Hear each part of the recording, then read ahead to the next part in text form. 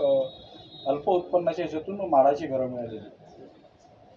महाराष्ट्रातलं जे महायुतीचं असंविधानिक जे सरकार झालेलं आहे, आमदारांना विकत घेणं, आमदारांना खोके देणं आणि खोक्याचं सरकार म्हणून महाराष्ट्रातलं हे सरकार देशात नाही जगामध्ये प्रसिद्ध झालेलं आहे.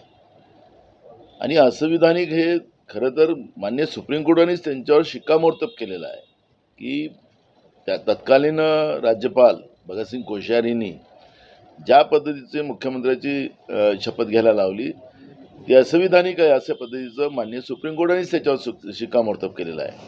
त्यामुळे आमदारांना जे काही प्रलोभन देऊन यांनी आपल्या ताब्यात ठेवलेले आहेत तर त्यांना आता गरिबांची घरं सुद्धा त्यांना देतील याच्यात काय मोठं काही नाही आहे. यांना तर महाराष्ट्र लुटायचंच काम सुरू केलेलं आहे. त्याच्यामुळे गरीब आणि मध्यमवर्गीय आणि शेतकरी याचं काही घेणं देणं नाही महाराष्ट्राच्या या सरकारला.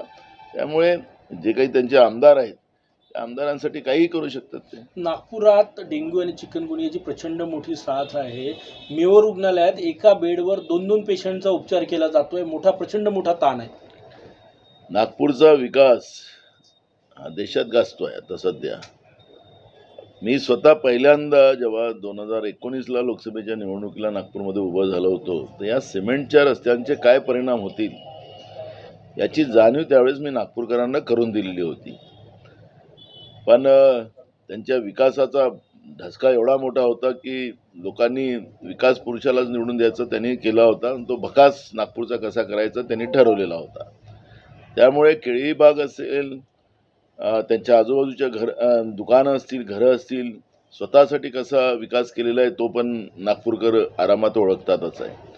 परवा नागपूरच्या सर्वसामान्य लोकांनी आम्हाला सिमेंटचे रस्ते आता नागपूरला नकोच आणि आमचं नागपूर वाचवा हे हाक अगर नागपूरकर देत असतील तर मी 2019मध्ये जी भूमिका मांडली होती त्याला आता नागपूरकरांनी समर्थन दिलेलं आहे. ज्या पद्धतीनं नागपूर एका पाण्यामध्ये या शहरामध्ये नाव चालतं आणि लोकांच्या घरामध्ये पाणी घुसून त्याचं अतोनात नुकसान होते, दुकानांचे अतोनात नुकसान होते, हे आपण सगळ्यांनी पाहिलेलं आहे. हे नागपूरमध्ये कधीही नव्हे पण विकासाच्या नावाने झालेला भ्रष्टाचार हा याच्यातून आता पाहायला मिळत आहे. नागपूरसारखं शहर एक ग्रीन सिटी म्हणून आमच्या, जसं ऑरेंज सिटी म्हणून आमच्या नागपूरची ओळख आहे तशीच ग्रीन सिटी म्हणून आमच्या नागपूरचा गौरव अनेकदा झालेला आहे.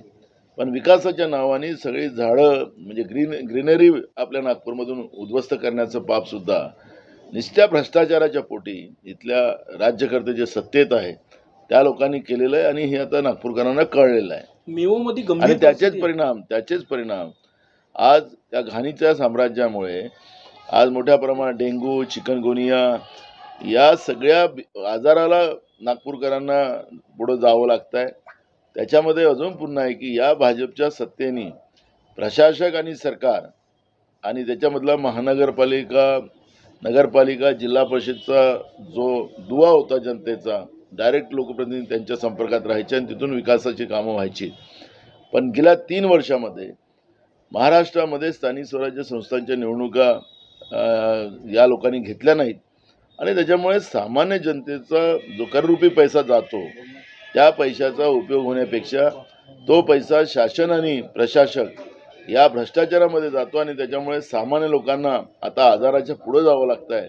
आणि तुम्ही म्हणालात त्याप्रमाणे मेडिकल कॉलेज असेल, मेयो असेल, हे दोन्ही शासकीय हॉस्पिटलमध्ये किड्यामाकोड्यासारखी लोक त्या ठिकाणी ठेवली जातात. तिथे कॅपॅसिटी नाही, मोठ्या प्रमाणात त्याच्यावर भार आलेला आहे. त्यांच्याजवळ डॉक्टर्स नाहीत, औषध नाहीत, स्टाफ नाही, अशी परिस्थिती आज नागपूरमध्ये आहे. हे नुसतं नागपूरचंच ते लक्षण नाही तर संपूर्ण महाराष्ट्रामध्ये आरोग्य विभागाचे व्यवस्थेचेही 3-13 वाजलेले आपण पाहतो आहे. आणि फक्त या भ्रष्टाचारासाठी जे प्रशासक आणि सरकार ही योजना जी सरकारने चालवली आणि स्थानिक स्वराज्य संस्था संपवल्या त्याचा हा परिणाम सामान्य जनतेला महाराष्ट्रात भोगावा लागतो आहे.